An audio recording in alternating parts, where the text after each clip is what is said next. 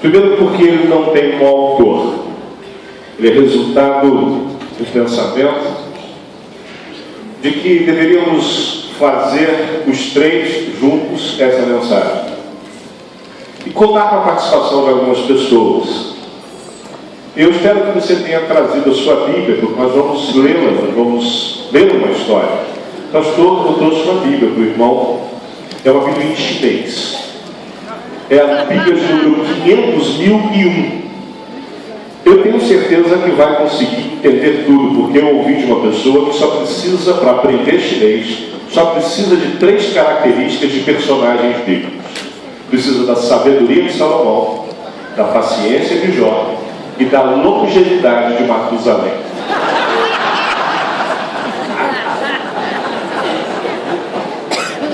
Espero que você tenha a longevidade de Matusalém, que sei que a sabedoria e a paciência você tem. Eu sei que ele tem paciência porque ele foi meu líder de adolescente. Mas então nós estamos pensando em como falar uma linguagem uniforme, única, e fechando essa assembleia tão abençoadora. As mensagens foram todas vindas diretamente de Deus, ministradas aos nossos corações, e nós entendemos que deveríamos trabalhar o paradigma de missões, o velho, antigo e o novo paradigma de missões, que é sempre a ação de pessoas levadas por Deus. E quando conversávamos sobre isso, houve a proposta de que falássemos sobre a vida de Filipe. E na vida de Filipe nós achamos os 5 princípios da igreja multiplicadora. E achamos como nós temos trabalhado no mundo com esses princípios. Princípios que Filipe também usou. Eu quero convidar você a juntos lembrarmos a vida deste grande servo de Deus, que foi de fato o primeiro missionário a agir entre os locais, entre os vizinhos, e foi até o estrangeiro. O livro de Atos nos conta a sua escolha. O livro de Atos, no capítulo 6, a partir do versículo 5, a partir do versículo 1, nos diz o seguinte: naqueles dias, crescendo o número de discípulos, os judeus de fala grega, entre eles, queixaram-se dos judeus de fala hebraica, porque suas viúvas estavam sendo esquecidas na distribuição diária de alimentos. Por isso, todos reuniram todos os discípulos e disseram: não é certo negligenciarmos o ministério da palavra de Deus a fim de servir as mesas. Irmãos, escolham entre vocês 7 homens de bom testemunho, cheios do espírito e de sabedoria. Passaremos a eles essa tarefa e nos dedicaremos à oração e ao ministério da palavra. A proposta agradou a todos. Então, escolheram Estevão, homem cheio de fé e do Espírito Santo, além de Filipe, Prócoro, Nicanor, Timão, Pármenas e Nicolau, um convertido ao judaísmo proveniente de Antioquia. Apresentaram-se esses homens aos apóstolos, os quais oraram e lhe impuseram as mãos. Nesse texto nós achamos o primeiro princípio da ação missionária, o primeiro princípio da igreja multiplicadora: oração. Filipe foi escolhido para que os líderes da igreja tivessem mais tempo para orar. Irmãos, assim como o pastor Brandão, nós temos uma agenda carregada. Começamos com muitas pessoas, e se não separarmos tempo, chega a hora de dormirmos e não oramos direito ainda. É preciso ter disciplina para fazer isso. É necessário separarmos tempo para orar. E precisamos nos desvencilhar de algumas cargas para que a oração ocupe o espaço necessário na vida, para que consigamos não apenas falar com Deus, mas ouvi-lo. E não apenas ouvi-lo, mas obedecê-lo. e obedeceu integralmente. No mundo em que tudo é para ontem, em que a chapa vive quente, precisamos sempre lembrar que sem oração estamos fazendo qualquer coisa menos a ação de multiplicar para Deus.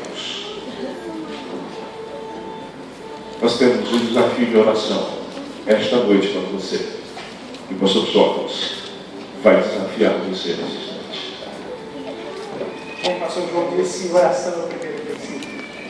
É o primeiro princípio da obra missionária. E a obra que os batistas, os discípulos de Jesus, chamados batistas, têm feito, ultrapassa as nossas fronteiras. Há um tempo, morou no Brasil, 2 jovens que vieram da Rússia, vieram da Ucrânia. Veja a carta que eles nos enviaram. Não resisti. Por único motivo, a situação da nossa querida Ucrânia. Sim, nós ainda vivemos um país livre. Amanhã podemos acordar com um país com leis de ditadores e governadores criminosos. Nosso povo cansou disso e foi à rua. Eu moro livre, Libomir, moro em Kiev. Se até alguns dias atrás o palco de confrontos era apenas a capital, hoje em dia o povo se levantou em muitas cidades do país. A escalação do conflito é gigante, o clima é tenso, muita gente ficou na cadeia apenas pelo fato de estar na rua protestando contra a barbaridade do governo. Mesmo assim, o povo perdeu o medo de estar na rua e o governo agora está com medo. Nós, como cristãos, sabemos que o palco de batalha não está na rua, mas está nos lugares celestiais. Moisés sabia que precisava de um exército forte, mas também sabia que a vitória vinha de Deus quando ele levantava suas mãos. As pessoas estão nas ruas, mas a igreja deve orar. Se o povo não conseguir a liberdade, isso pode prejudicar muito a obra missionária. Se as leis dos ditadores que tinham sido votadas no dia 16 de janeiro não forem anuladas amanhã, nós missionários, parceiros dos batistas brasileiros, passaremos a ser considerados como agentes estrangeiros e não mais como simples missionários. Por isso, nós com nossas famílias pedimos que orem pela nação da Ucrânia, pela paz, pela estabilidade, que nossos políticos tomem decisões que tragam bem-estar para a nossa nação, que o nosso povo entende que a lei bíblica da semeadura ninguém cancelou, pela igreja, que seja luz e sal para o povo que perdeu a esperança nos partidos políticos. A única esperança é Cristo Jesus, o Redentor. Pela obra missionária, que o nosso país não feche as portas a outras nações. A Ucrânia está se tornando um país missionário. Pede ao Senhor que os ucranianos também tenham um país que propõe o crescimento, que apoie a obra de missões. Irmãos, por favor, ore por nós.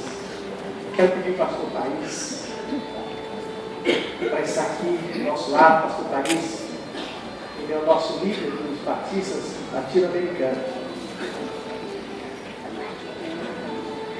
Queridos, a disposição dos batistas brasileiros é de avançar, tanto no Brasil quanto fora do Brasil.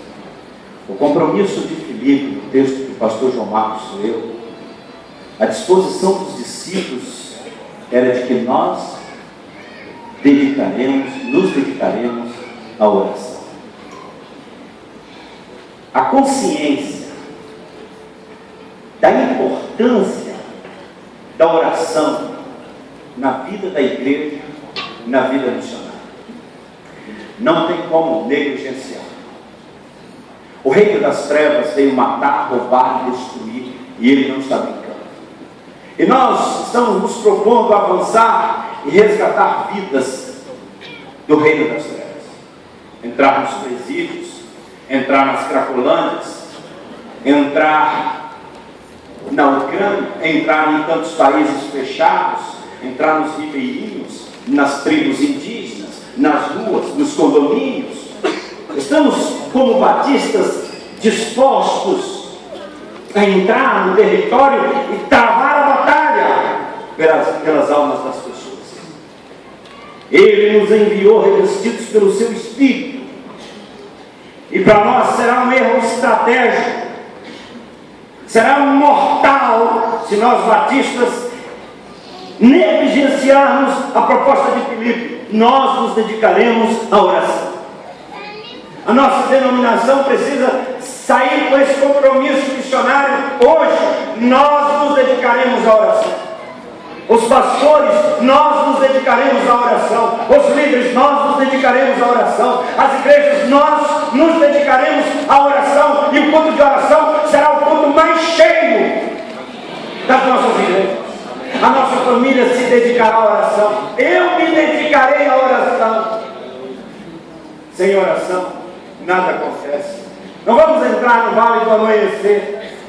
Não vamos entrar, pastor João, nos países fechados, como a Coreia do Norte.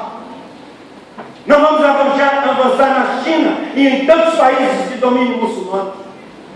Irmãos, vibrar contra os sonhos e ofertar, isso é maravilhoso. Mas nós batistas brasileiros precisamos entender, nos comprometermos e praticar. Missões começam com os joelhos no chão. Se não orarmos, nada acontece. Às vezes eu fico com medo, preocupado, porque entramos em alguns projetos, pastor João, de risco, e enviamos os nossos missionários para ambientes de hostilidade espiritual. E voltamos os nossos olhos para os batistas brasileiros que precisam ser a retaguarda, a oração. Nós nos dedicaremos à oração.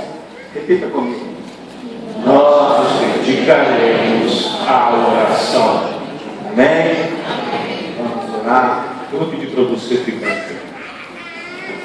Para você orar, e nesse momento você lembrar do oratório, do Lugomir, lembrar das dezenas de missionários que nós temos naquele país que estão nesse instante, sem saber se quando o sol raiar, ainda haverá liberdade no seu país. Quando nós lançamos as campanhas de oração, é porque nós precisamos muito. Nesse primeiro semestre teremos 30 dias de oração, no período do Ramadã. Se envolva nisso. Segundo semestre teremos 100 dias de oração. A UBLA lança agora em abril 100 dias de oração para a América Latina. Nós nos dedicaremos à oração. Oremos, hermanos y hermanas. Nuestro Dios y nuestro Padre Celestial, en esta hora queremos responder a la invitación de tu corazón de ser sensible a la necesidad de estar contigo, de depender de ti.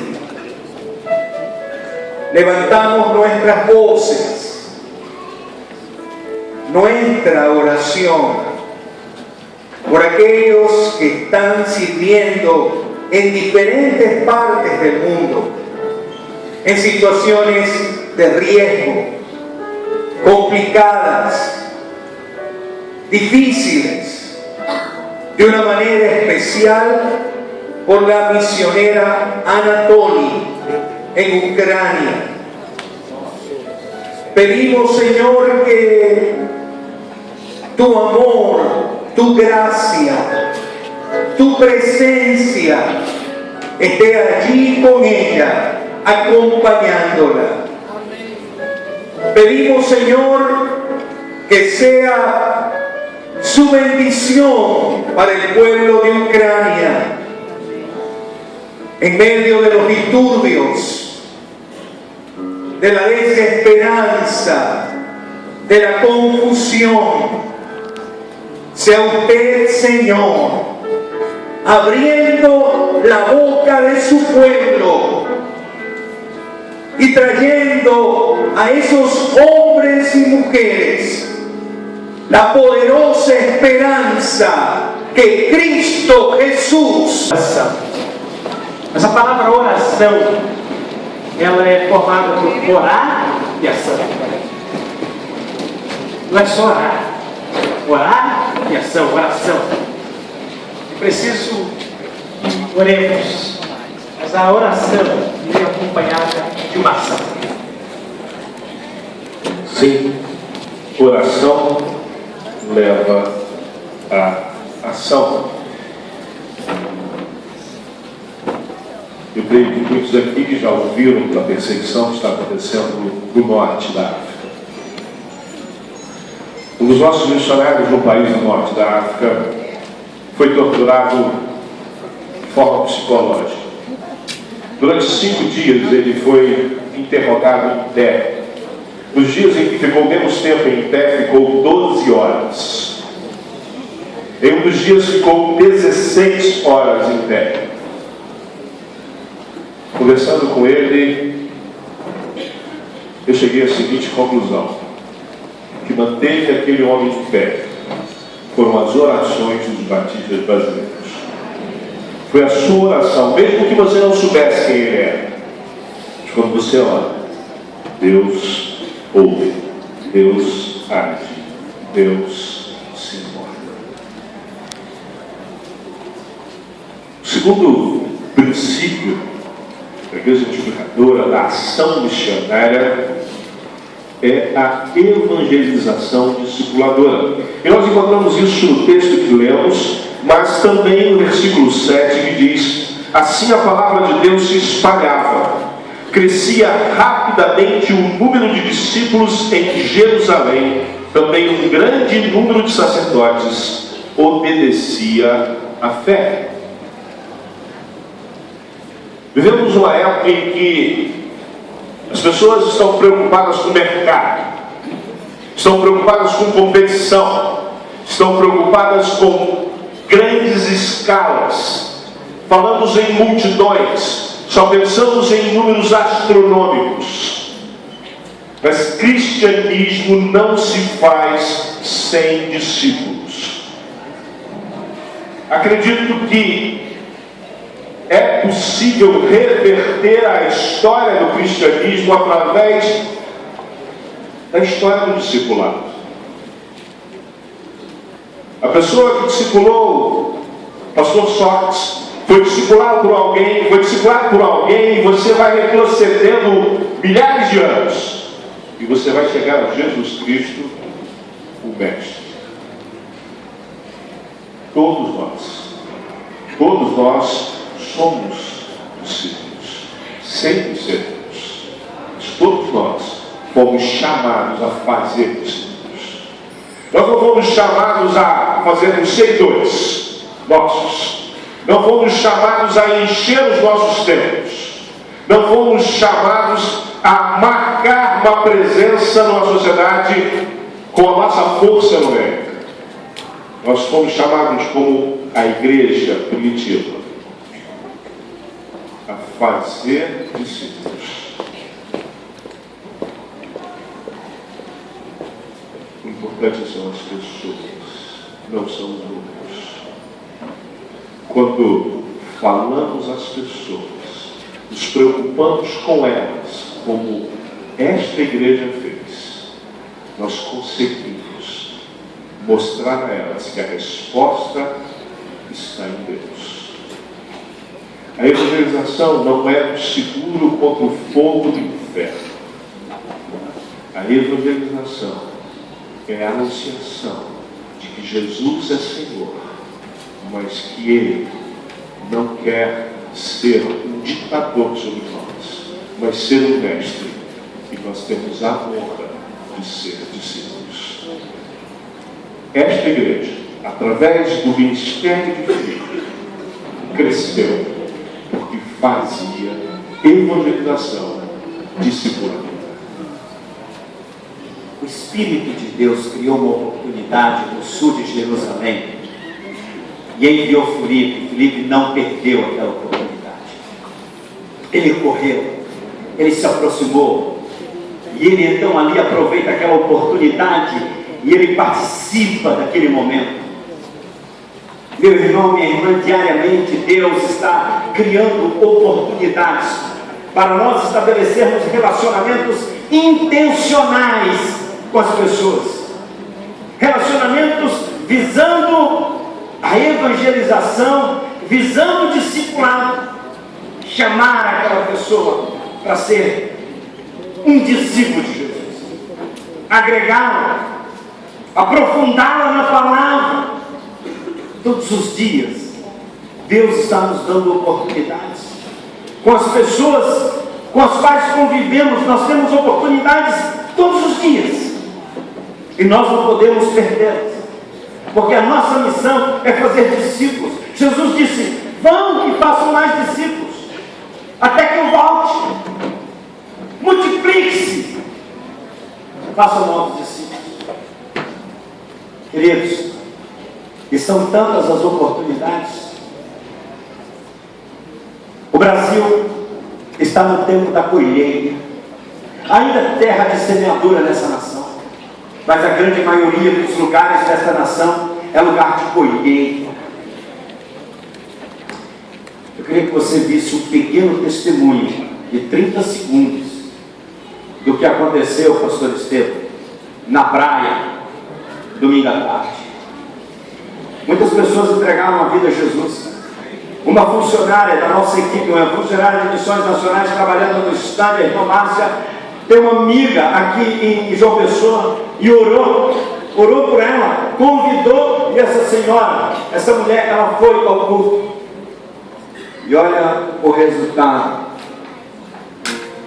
Sabia que aquele era o meu momento da minha vida.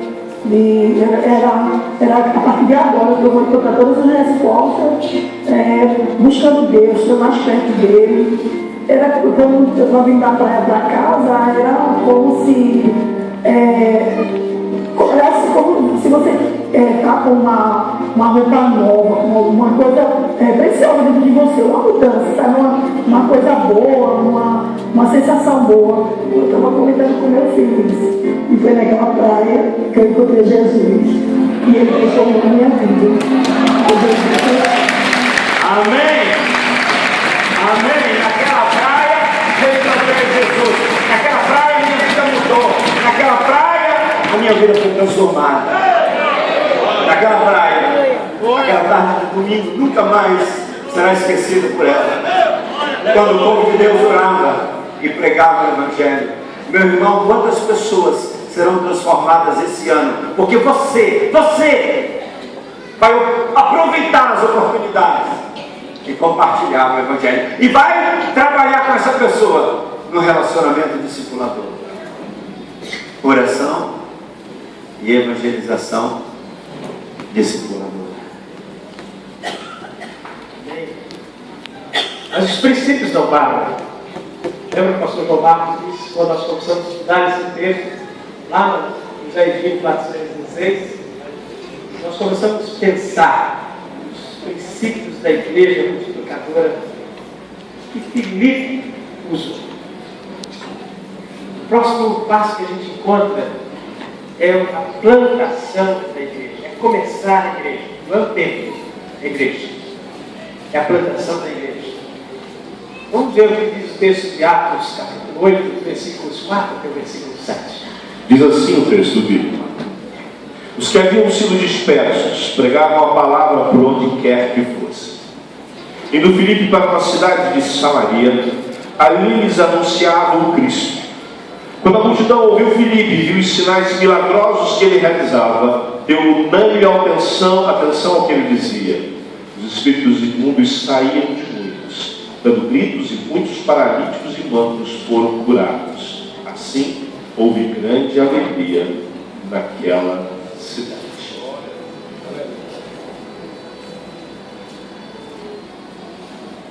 Isso é igreja. É um sinal do reino de Deus. É um sinal de que o reino de Deus é chegado. Através da presença de Filipe, o Evangelho foi anunciado e, como consequência, pessoas foram sendo libertas. Pessoas foram sendo libertas de espíritos imundos. Pessoas foram curadas, foram restauradas. Pessoas tiveram a sua vida transformada. E o texto termina dizendo, esta perícope dizendo que houve grande alegria naquela cidade. Porque o reino de Deus consiste em justiça, paz e alegria no Espírito Santo. Onde está o povo de Deus, a realidade é transformada. Aqui não fala em igreja, eu sei que aqui nesse texto não fala em igreja. Desculpa, você continua lendo, você vai vendo que ela faz tudo aquilo que uma igreja faz. Não havia aqui uma diretoria, não havia um templo, não havia uma liturgia, mas havia um povo que estava plantando uma igreja. Eu me perdi para falar um pouco sobre Filipe. É muito interessante porque ele começa trabalhando na igreja. Porque há um problema na igreja. Porque pessoas são discriminadas.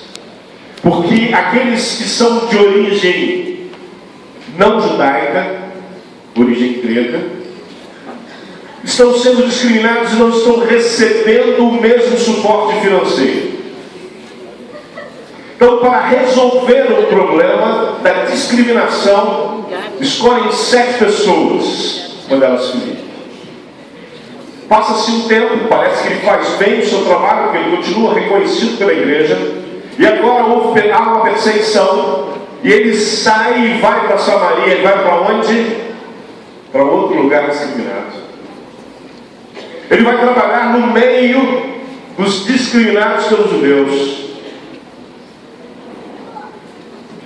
Filipe tem que de cuidador de pessoas discriminadas.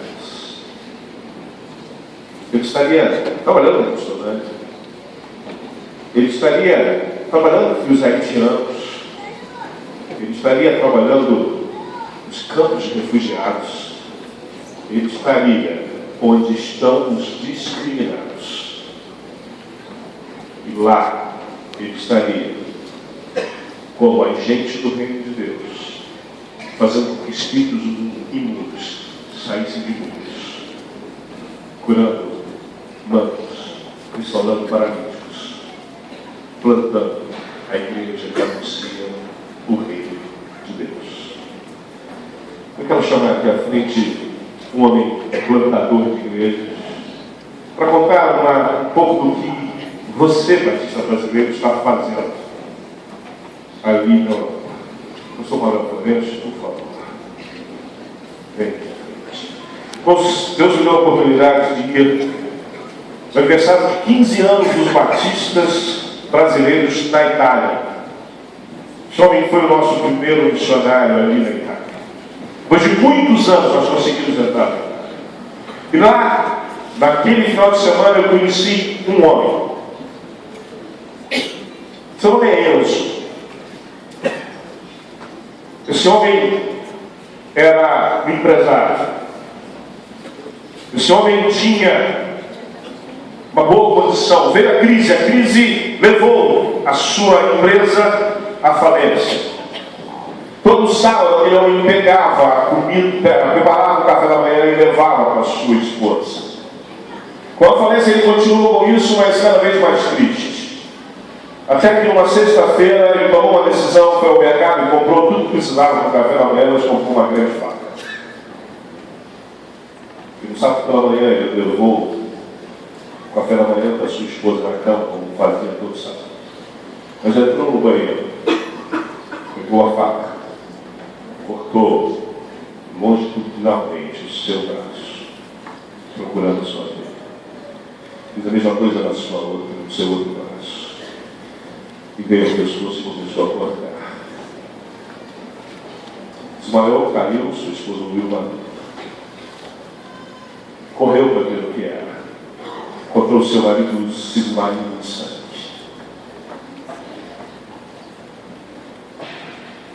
A sua morte era questão de minutos.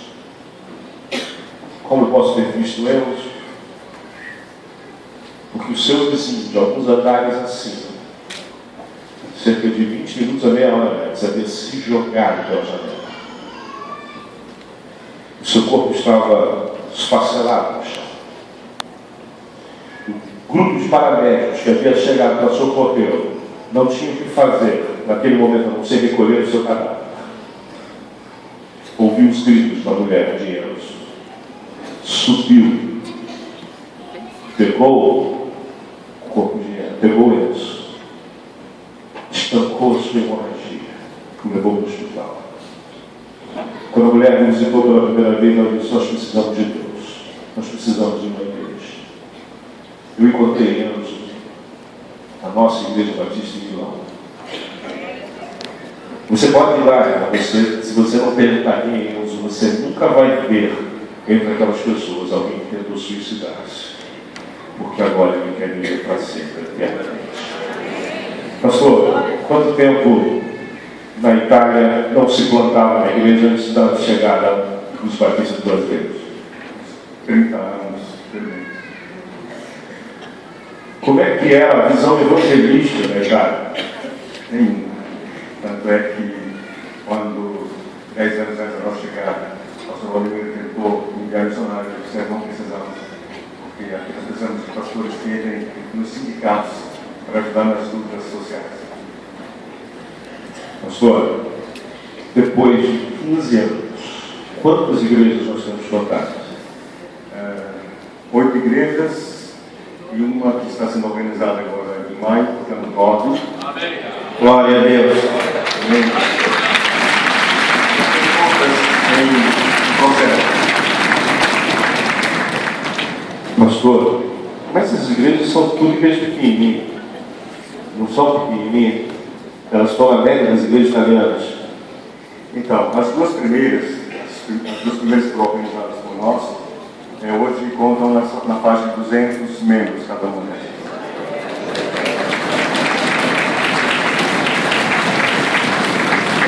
Irmãos, uma igreja de 200 membros na Itália é uma mega igreja.